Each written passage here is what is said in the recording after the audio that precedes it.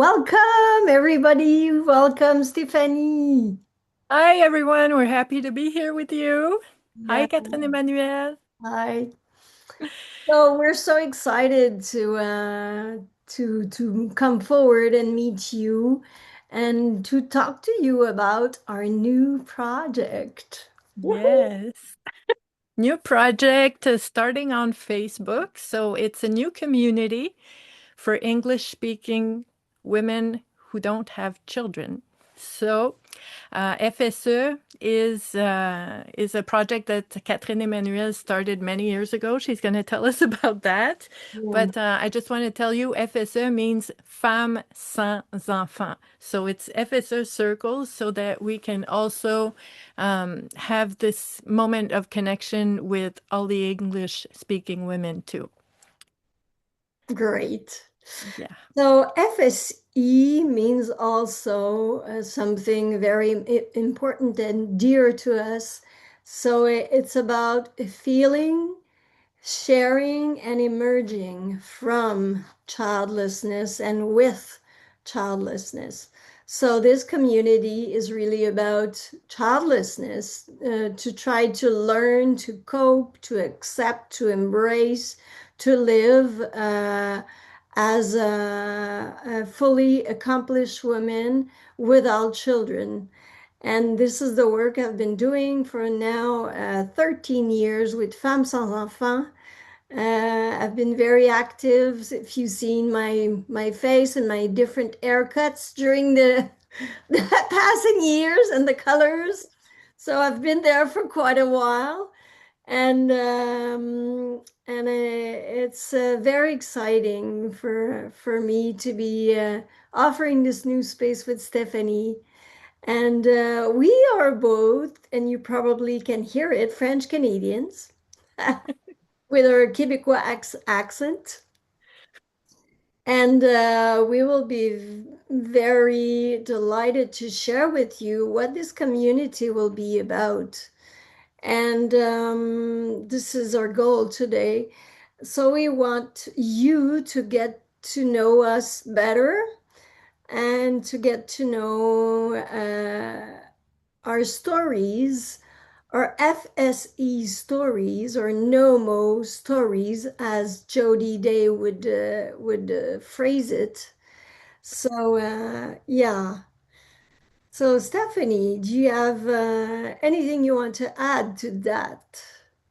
Well, I would say that you're talking about our stories, which is really the basic meaning of what we're trying to do here is having people to share their stories and have this place where we can connect together through these stories. And everybody has different stories for sure.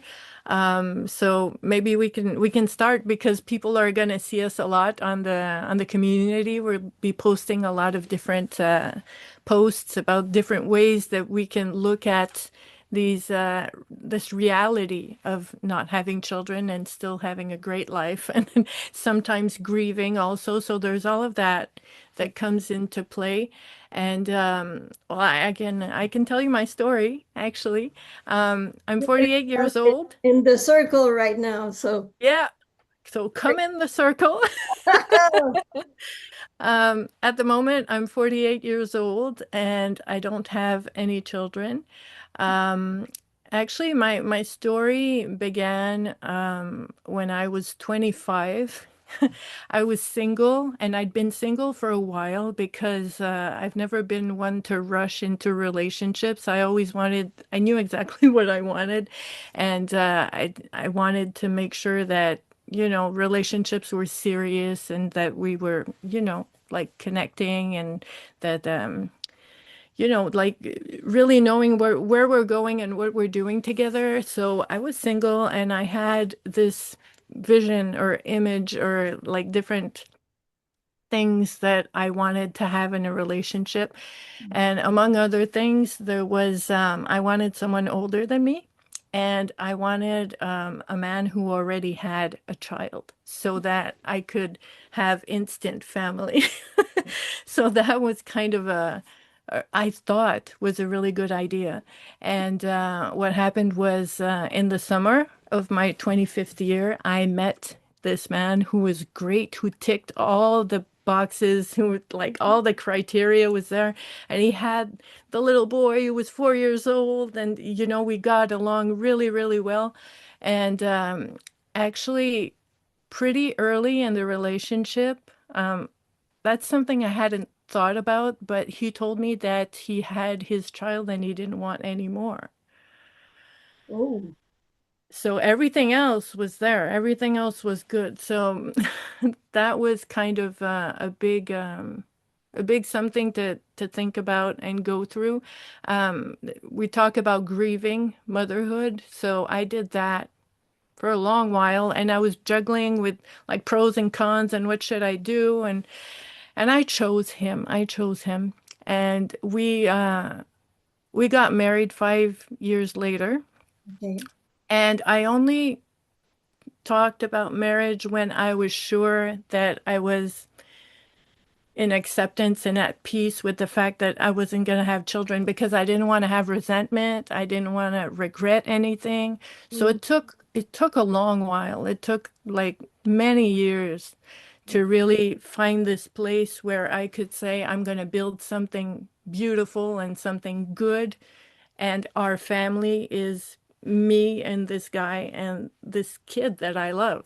So the grieving is in there. Takes a while, but today, no regrets. Really happy with the life I have. And I just want to mention also, because we talk about this sometimes too, in the different groups, is that there are moments where you can have a little, something comes back and it's like, oh, mm, like Mother's Day, like different things, so it doesn't disappear. It's not because you have grieved that everything just disappears. Sometimes I call them echoes, they come back. mm, But sure. overall, no regrets. Really happy with the life I have. And tell me, how many years did it take you, you would say, to do most? Because we always kind of grieve that. Yeah. Mother, we're not, but how many years did it take you to go through the big phase of grief? Just give our viewers just an idea of your, I'd say, um, I'd say at least a good 4 years yeah.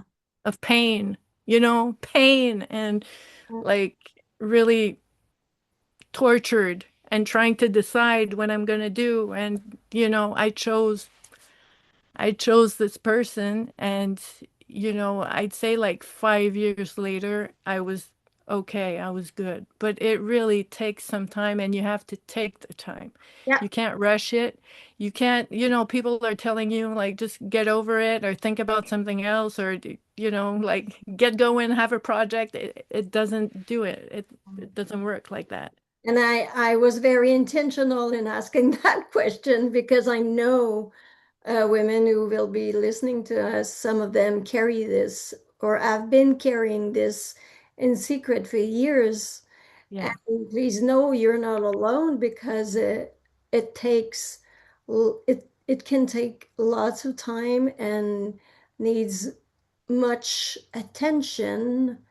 And this is what we're putting forward, the need for this topic to be addressed and to be uh, get the taboo out of there, just bring it to light and normalize it, which is Yeah. a very important process because there can be a lot of shame involved in dealing with this grief.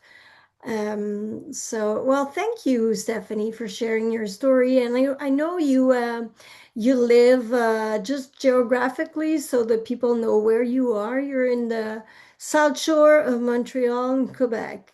Yes. South Shore, Montreal. Yeah. Not too far from you. Yeah. Almost neighbors. Yeah. A bit about my story. You probably have heard parts of my story. If not, well, I learned basically at the age of 14. I would never be able to have children because I was experiencing early menopause. And that diagnosis was very traumatizing for me and my family. And the way I I felt I could deal with it was suppressing it. So that was the way I dealt with it, and my parents dealt with it because, they didn't want to trigger anything, and they felt, same as me, a bit lost with that diagnosis. So then I suppressed it during my teenage years, and at the age of around 17, the pill was prescribed to me, and then I took the pill, and my body changed in the matter of 6 months. I went through puberty, and it was very strange experience to become a woman using medication. So this process was not normally lived, experienced for me. So it was quite challenging to think or to see or to feel that I was a real woman. And then I started my working life. I became a teacher because I have always loved children dearly, like always had a very easy contact with them. Um, and then I started to teach. I was a drama teacher, actually. I don't know if you know that, but I was a drama teacher. And then I became a French teacher. And then going through this workplace experience was also very hard, very triggering because women around me, most of them were mothers. And I was surrounded by parents and children and family dynamics. And then, well, yeah, just by the age of 35, I was ready to implode. And then I knew I had to do something with that, to take care of it, actually, to face it, to go through the grief. And I joined an online group in California, went through this process for 6 months. And then when it finished, I felt like, oh my God, I can't believe I'm going to be alone again. And then started a master's degree. And in that master's degree that I never continued, the first homework I had to do is to create a blog. And I had never done that. I was terrified. I was like not very at ease with computers. And I, at that time, I didn't even know how to create a PowerPoint. I was really not very good with computers. And then I learned how to create a blog. And then after I decided to stop that master's, I told myself, well, I could do a blog about childlessness. I could talk about that experience, and that could probably help me connect with other women because I was really longing not to feel such like a weirdo all the time. Because at that point, that's how I felt, like a weirdo, broken, alone, not understood, invisible. That could be all resumes the way I felt at that time. And then I created FSE, Femmes Sans Enfants. And at that point, I met Jody Day online because she created Gateway Women at the same time. And then with the years passing, we became friends. And then I met tons of people online that have become friends in real life. Real deep connections with childless women around the world, which is totally crazy, amazing, blessing in disguise, if I could say. And then doing the work with Femmes Sans Enfants helped me slowly to feel better about myself, feel better about talking about that topic. because I was always moved by one goal. I really wanted women to suffer less than I had suffered during all these years. So I wanted to make it easier for other women to go through this. So this Yeah. is mainly what I did, most of my work in French, but I did also became an ambassador of the World Childless Week for numerous years, producing material in French and English, and also helping women to be vocal about their experience through creation and writing and sharing and interviews. So, yeah, whew. And then started I started some groups, French groups, support groups, actually a year ago, to support childless women in French. So Yeah. that's the big new thing, and you are one of the co-leaders of these groups. So this Yep. is how we met. We could say that is important.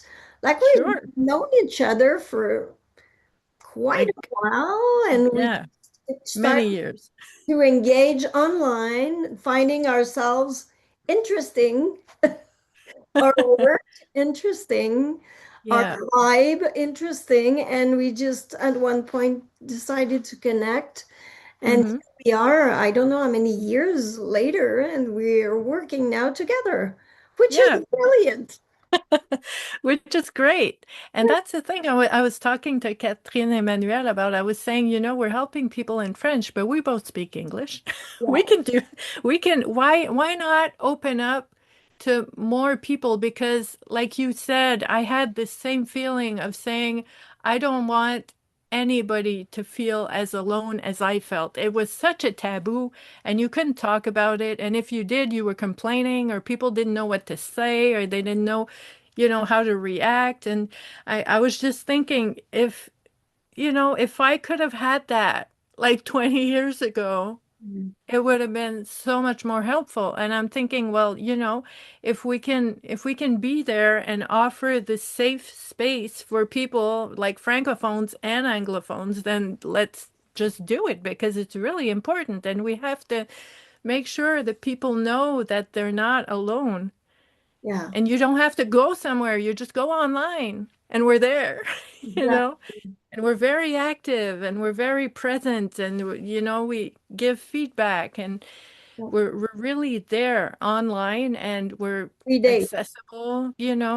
So Eh, it's important to say that too because it's not I'm saying connection because it's the most important thing is that we're really, really there.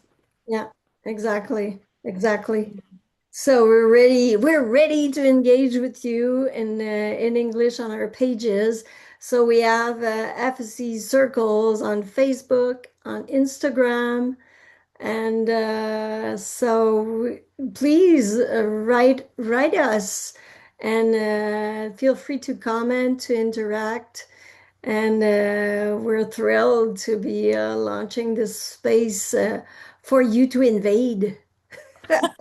Yes, we're looking forward to it. Yeah.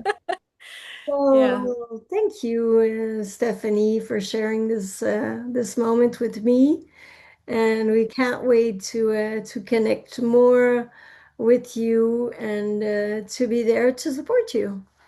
Yes. See you soon. See you soon.